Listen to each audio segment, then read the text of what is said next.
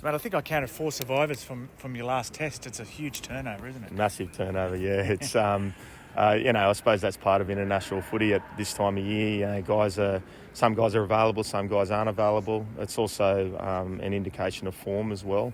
We've got a number of guys here that were in form this year, coming over to play their first test, a number of them. So it's pretty exciting.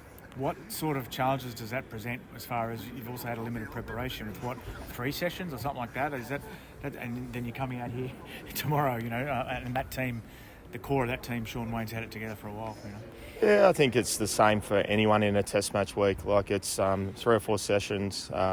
Your ability to build combinations and connect as quickly as possible is probably one of the biggest challenges to go into any game. And, although guys have played together, they may not have played together for a long period of time. I don't think the English side has had their team together for over 2 years. So, yeah, they've played before, but, we've got guys coming back together who have played before. So I still think it's a challenge for both teams in the week to be able to put their team together the best that they possibly can.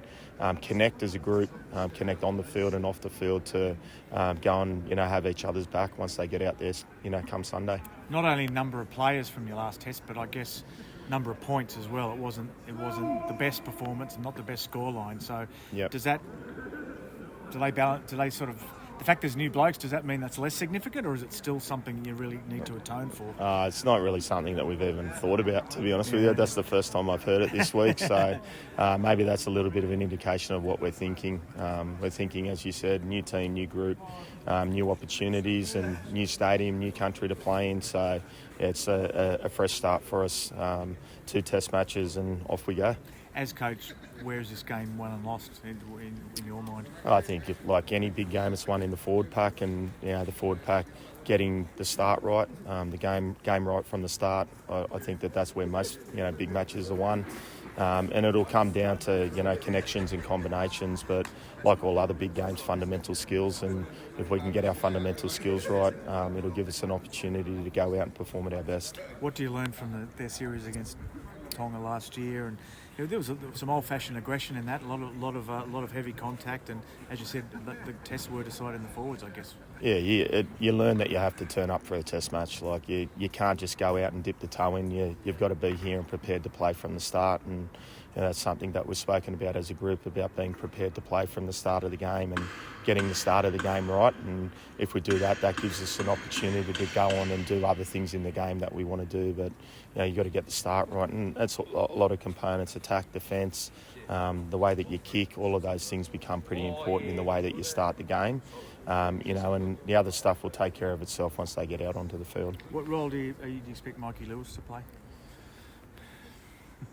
We're not sure, because they've named the 19-man team from A to Z, so we're not exactly sure.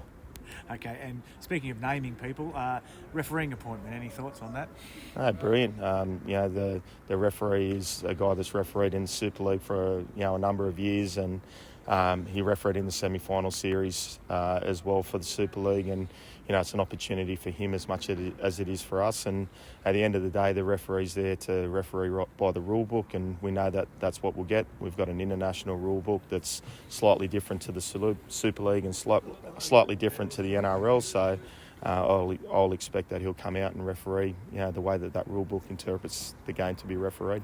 More of a written story question than a TV question, but were you prepared to name the team in playing order until you saw their team? No, we were going to do it in the alphabetical order as well. We probably doubled down on each other there. So that's a bit of an interesting one.